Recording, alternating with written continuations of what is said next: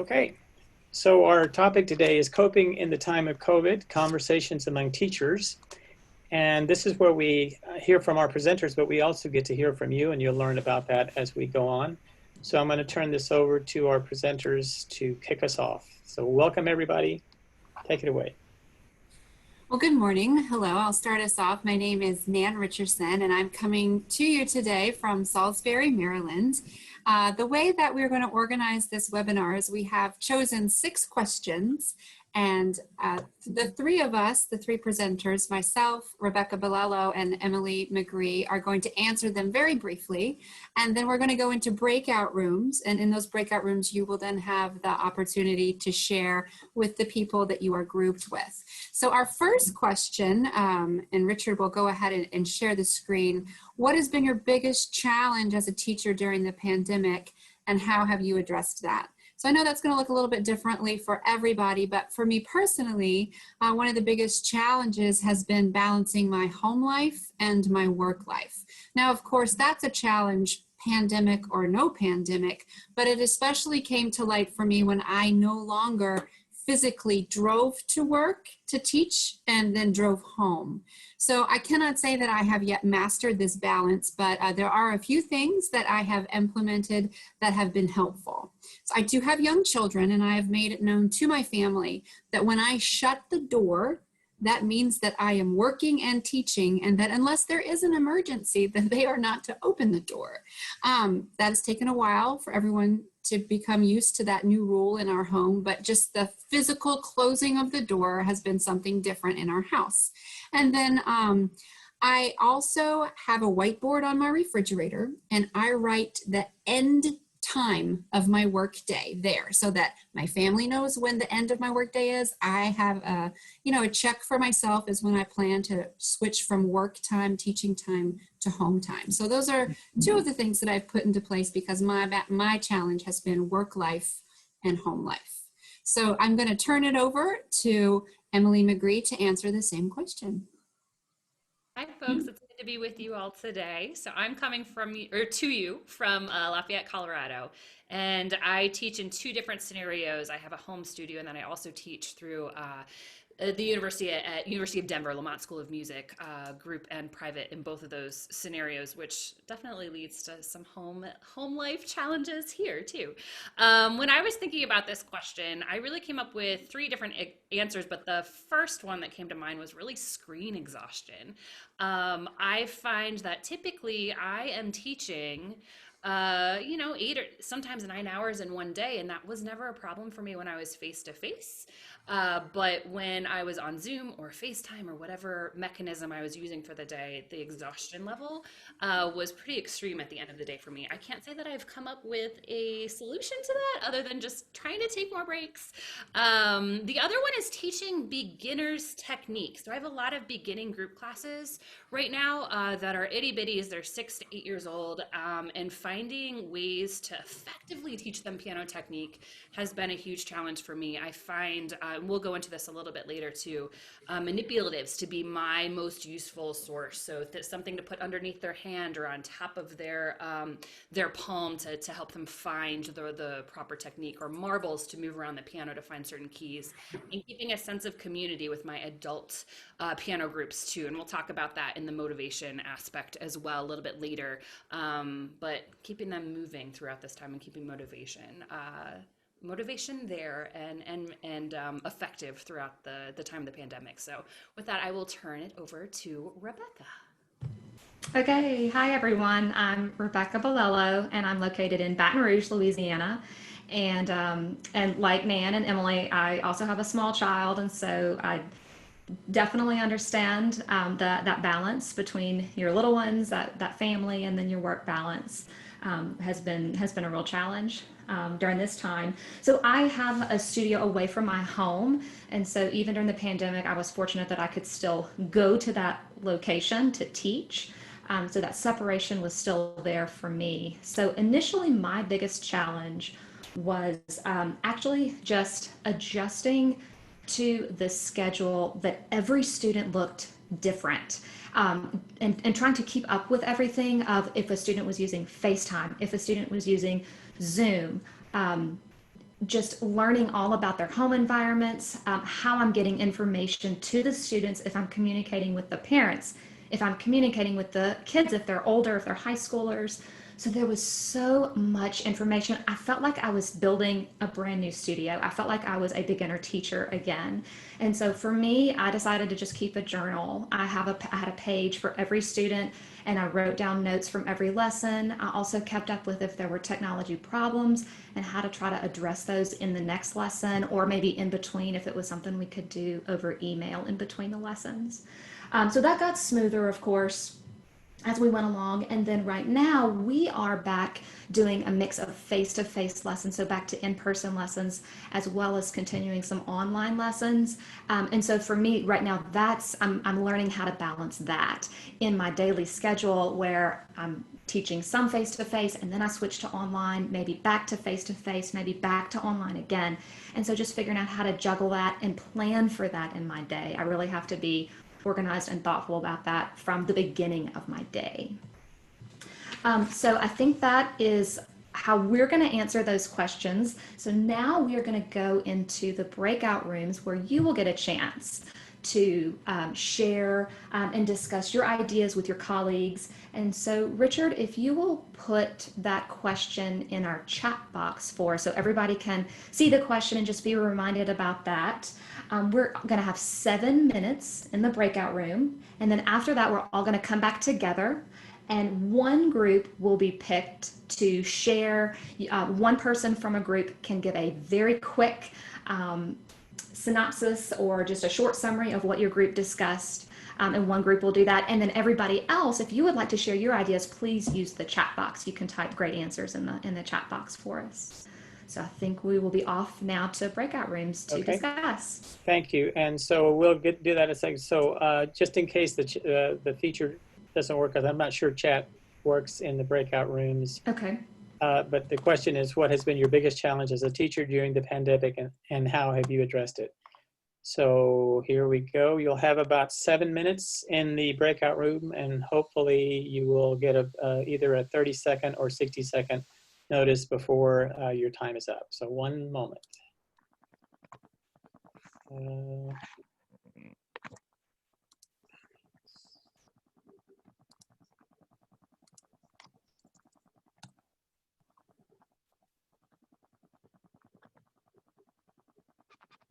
Okay.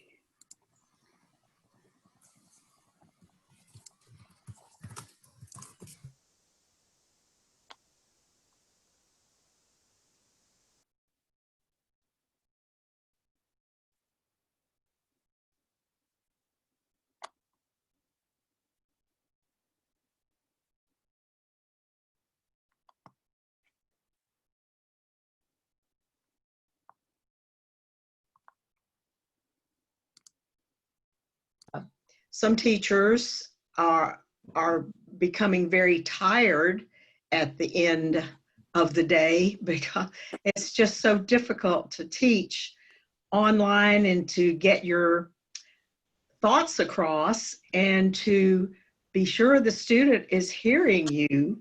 And I don't have very many students anymore, so mine are few and far between. In fact, I only have 3 because I'm going to phase out when these students are gone, or the end of mine. So I think that's pretty much what we talked about. And we had one teacher who has moved into a studio and is actually teaching in person. And she told us about her experience that way. Great, thank you. All right, if the next, or someone from another group, just go ahead and start. Okay, I'm here. Go ahead. Okay, thank you. 2 minutes.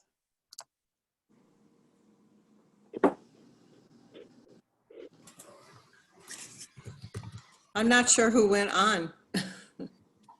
I think Mary George, I believe that was you. Go ahead and tell us about your group. okay, so in my group, I started out by saying that I was having trouble hearing dynamics and that we were using Zoom, and I was using Zoom with most of my students. And so I had discovered that Can you hear me? Yes. Yes. Okay. I had discovered that by having my students go on on an iPhone, go on utilities and go into voice memo and record, that they could then send me emails, which was the best way, better than in a text message, but send me emails with their repertoire. And that way I could hear their dynamics, I could hear their shaping, lots of subtleties that I couldn't hear in their lesson. And that way I could hear it and then critique them through a text message, etc., until I could then have them with a lesson again where I could give them better.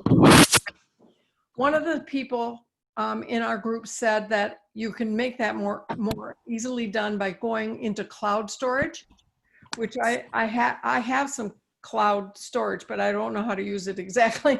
So she said you can share folders, like you can have a folder that you share with each student has their own folder. It's in Google Drive or Box, or there may be other ones. And that seems like that would be easier than constantly getting emails from your students with these recordings. Somebody else is using Skype and a microphone, but that means the student needs to have a laptop because the iPhone isn't good for getting dynamics. She has a stand for her laptop that goes up and down so she can get it at the right angle to be seen by her students. And then she puts a phone over the keys and slips it right into the piano, and then the students can see the keys more easily. Thank you, Mary. Thank you very much. Okay, we're going to ask for the next one. If you know, the rest of you can share your answers in the chat boxes as well if we don't have enough time to hear everybody. So who's the next group that wants to speak? Hi, Okay, great. Thank you. am I here? Yes. Okay. I think everyone in our group agreed that organization is different than it is when the kids are in studio or students are in studio. And variety of platforms can be a little bit confusing. I mentioned that I have a folder for each child, and I prominently display what platform they're using, what materials, and before I start teaching for that day, try to have everything out and ready. I've also found that house noise can be a problem. And especially teaching early students technique. That's kind of difficult if you're a hands-on sort of teacher. And disappointing is being able to accompany students. That's impossible because you cancel each other out, or there's a lag time. And I would be really interested in learning about how to do a recital too. Oh. Okay. Okay, I think we need to move on.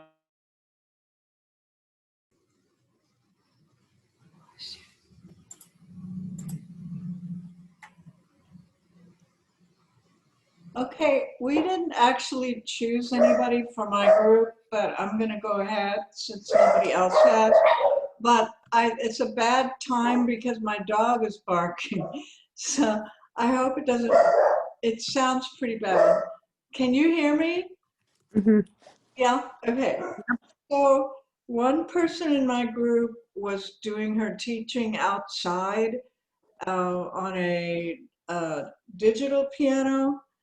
And another one was saying that she had a hard time because she never realized how much she moves around during her lesson, and just sitting in front of the screen so many hours was not good at all.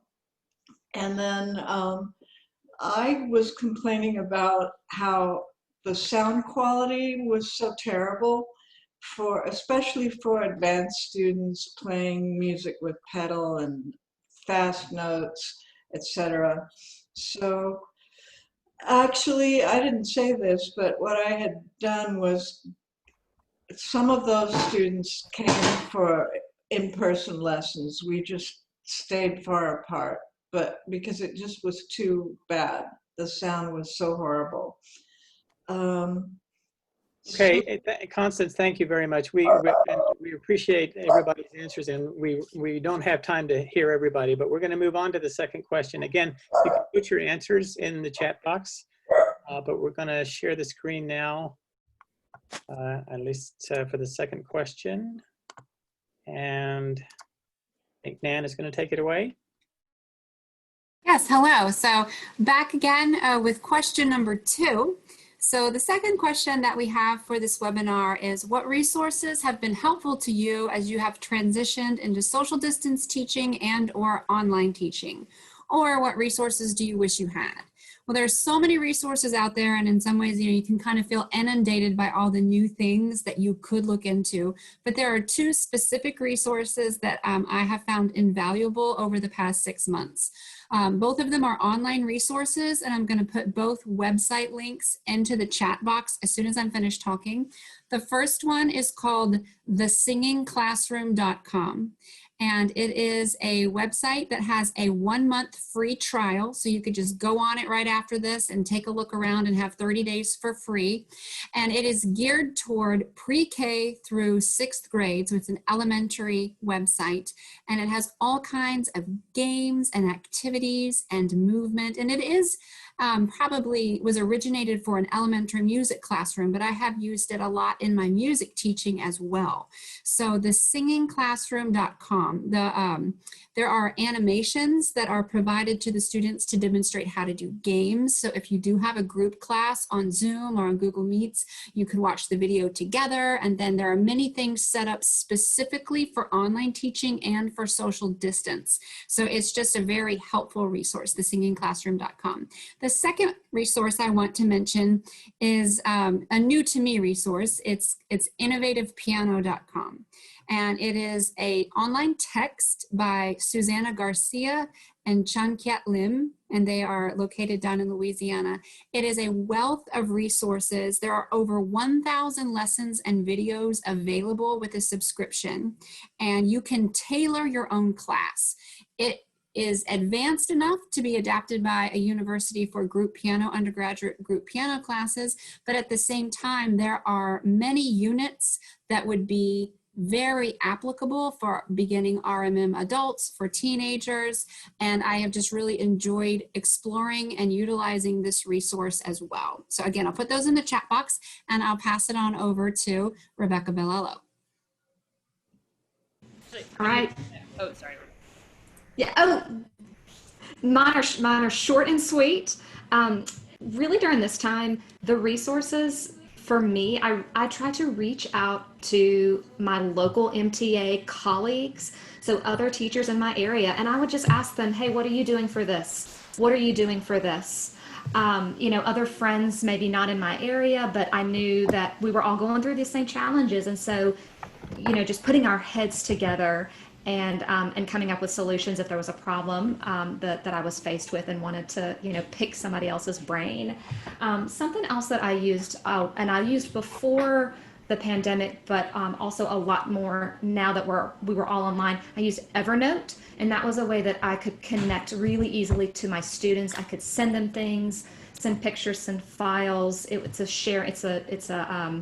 It's an app, but it's also on your computers, and so we can share notebooks that way. We're connected together by a notebook that I set up for my students, and so I could send them things quite easily through that. All right, Emily. Okay, I'll go next. I think we all kind of use a lot of the same resources, but I have some other ones to add into the bucket here. I have been listening to a couple of podcasts that I have found helpful. In addition to just watching teachers and asking them what works for them. So the ones that I have been listening to when I'm on a walk at night, trying to decompress from the day, are Top Music and Key Ideas. So you might want to check those out and see. Both of those podcasts do have some episodes that are talking about some virtual group class resources out there. So those are I have found pretty helpful. connecting with other teachers. And then I know that we've had a couple questions about, how do we do online recitals? Flipgrid has been a wonderful tool for me. I know that I mentioned this in the last webinar that we did, but this is a wonderful platform where you can have students submit just a video that they can take, and then you can set it up so that the entire studio and their parents can go in and watch it. I've also seen really successful recitals done via YouTube, Facebook Live, and Zoom too. So I think that there are definitely resources out there to successfully continue to have recitals during this time. Practice plans on that I communicate with them through so that they can access that link and keep in touch throughout that time period. So those have been effective things for us to kind of keep motivating. I think it's about communication outside of group classes right now to keep the community alive and the group class still feeling connected, even though we are mostly virtual at this time. So I'll pass it on to Rebecca. All right, thanks, Emily. Similar in my answer as Nan and Emily have already said, I maintained my adult classes back when we had the stay-at-home order back last year. So I maintained my adult group classes online. We had online Zoom classes for a time, and then we have gone back to face-to-face, and we've made our adjustments to be socially distanced in class. I use a piano lab, and we have some plexiglass dividers in place now. And since then too, for this new school year, we have started some new children's classes. So I will leave my answer at that. And we can go ahead and go to our breakout room, which will be 5 minutes, I believe. And then we'll do the sharing at the end from one group. If you want to type your answers into the chat box, that would be great. The transcription of all of this will be available on the website later on. So we'll take one person who wants to share. Go ahead and start, whoever that might be. Anybody? No. Just unmute. Make sure you're unmuted before you.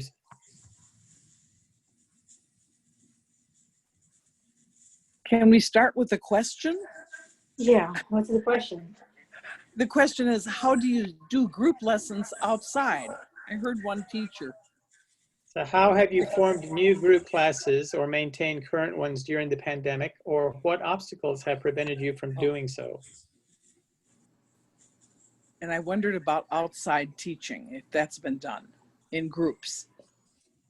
Right, so if nobody else can speak to that, I can. I just shared with my little group that just a few days ago, we hit the weather just right, and we're in the Northwest, so the smoke was gone and it wasn't pouring rain quite yet. And so I just set up, I only have 5 students, so it was a perfect number. I just set up the chairs in a great big circle, put an enormous plant in the middle just to feel like there was something. It was kind of like sitting around a campfire or something. And I did print off some little things I could hand them, but they pretty much stayed in their chairs the whole time. And I had emailed the parents and said, please have them wear masks. Because I take care of my 97-year-old mother, so I'm very conscious of, keeping my own risks down. And it was really nice for them to see each other. And then in another month or so, we're going to do a little group thing on Zoom, and they'll play for each other and that kind of thing. Okay, well, we're going to go ahead and move to the next question. Again, just simply because we're short on time. So here we go. The next question is number 4. All right, so thank you for all of you who are sharing. It's so interesting to hear different perspectives from all over the country and just getting different ideas from people who teach such a variety of students, so thank you. Our question number 4 is, how have you kept your students motivated and or supported them emotionally? I teach, like many of you, I teach both children and adults, and I'll have to say with my young kids, when I'm teaching them online, I use a lot of props. So this is Molly, the musician. I don't know if you can see her with my background. And she comes out and she grabs people's attention sometimes if like they're spacing out or they need some extra enthusiasm. And Molly likes to sing along and play along. I have a microphone, like if students aren't, like, okay, it's your turn, to make sure that they're answering back. We don't give stickers anymore or that extrinsic motivation. So sometimes I'll give them a star just right on the screen, just have a little star wand. You know, you can say, oh my gosh, I'm looking right into your house. I can see you. Well, that's so neat. I can see you at your piano. So just some props to make it more personal, like you're actually there with them when you're really not with them. That's been helpful for me with my young students. With my adults, I actually do something just called coffee talk. And so when we're emailing about lesson times and, you know, Zoom links, I'll say, hey, do you want to have like 10 minutes of coffee talk before or after? That's not part of their lesson, but I'll have a cup of coffee with me. They'll have one with them. We'll be on our couches versus our pianos for the first 10 minutes before we segue over on into the piano lesson. So moving on, I will turn over the same question to Emily McGree.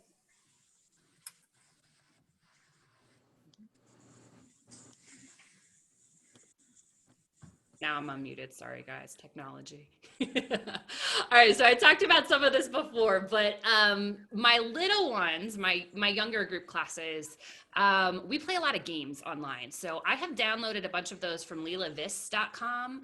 And she actually also has some digital stickers on there that you can download. So if you're not able to give them like a physical star on their sticker, you can give them a sticker or a badge if they did really well practicing that week or performing for their peers. So online games and those digital stickers have been huge for me for keeping my younger ones motivated. And my adults, it's all about the communication in between. So sometimes I will send them a listening guide or some sort of activity that we're doing together outside of the class, so that they can stay and keep connecting with each other throughout the week. We talked about this in one of my small groups too, but Google Drive has been really, really important for me too in terms of posting practice plans and interacting that way. So with that, I will turn it over to Miss Rebecca. All right, thanks, Emily. So for my kids, for motivation during the lesson, I try to keep my lessons as close to having the same flow, the same sequence from week to week as possible. I would always start with sight reading. That was something that I just decided that I wanted to work on and I could focus on. So we would always start with a sight reading example. It would be something that I either wrote or a little flashcard of something and I could send it to them. So we always had the same lesson format for every week. And I found just that predictable routine would help. They would know what to expect from me. I also tried, I've already mentioned, I would try to keep a journal to keep up with all of the details from lesson to lesson and week to week. And I would try to write down something that I could talk with them about for the next week. If the kid had a birthday, if they got a dog, something that would let them know that I remembered what we talked about and that it was important to me because they shared it with me. And so I try to ask them about that in the next lesson.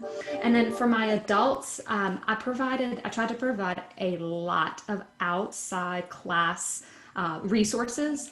I started using a website called Wakalet. And it was sort of like an online bulletin board. You can put anything you can think of on this site, from videos to PDFs to just links to pictures. I just found it really easy to put everything there. It would be similar to like Google Drive, but I just found you could put everything right there and then invite your class to be a part of that. And then it was just a go-to place for all of our resources. All right, with that, I think we will go to our breakout rooms. 5 minutes again. 5 minutes it will be. All righty. Great. Okay, here we go. Have fun.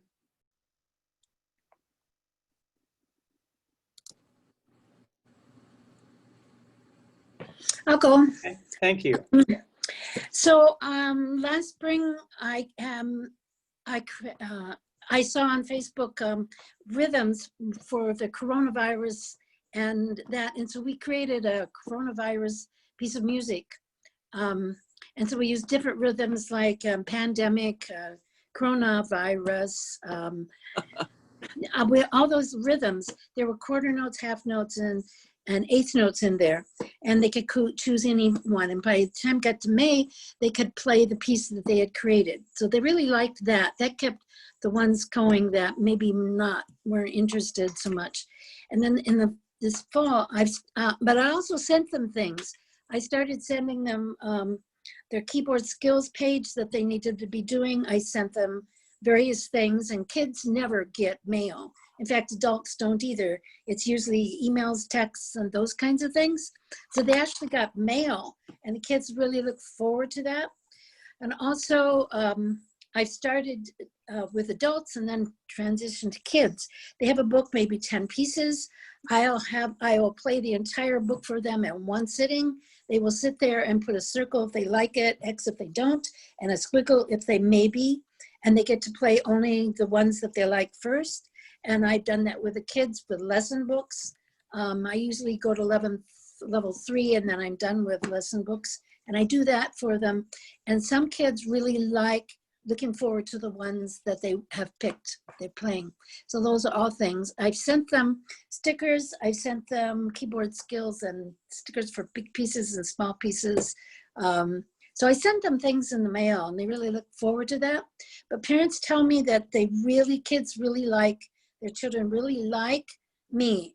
They really like having lesson because I am the only teacher they have for multiple years. And so they know me well, and I know them, and it's more of a personal thing. So kids are really eager to start lessons in the fall, and when I see them, I say, I'm so glad to see you, and here we are again, and make them feel special.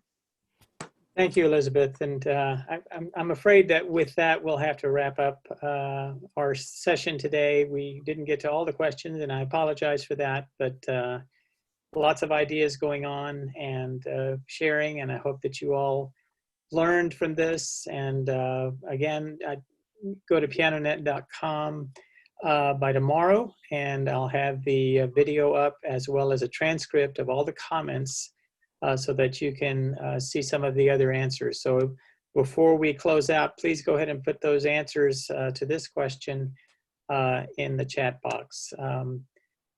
Emily, Nan, or Rebecca, anything else?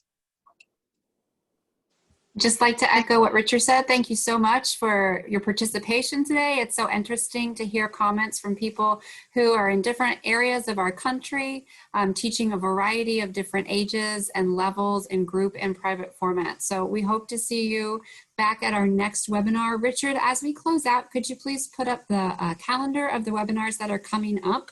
Again, all of them are free, and we hope to see you there. Thank you so much for sharing this hour with us. And thank you for the breakout rooms. They were helpful. Oh, great. I'm going to share this screen before you can all leave, of course, if you need to, but just so that you can see this. The next.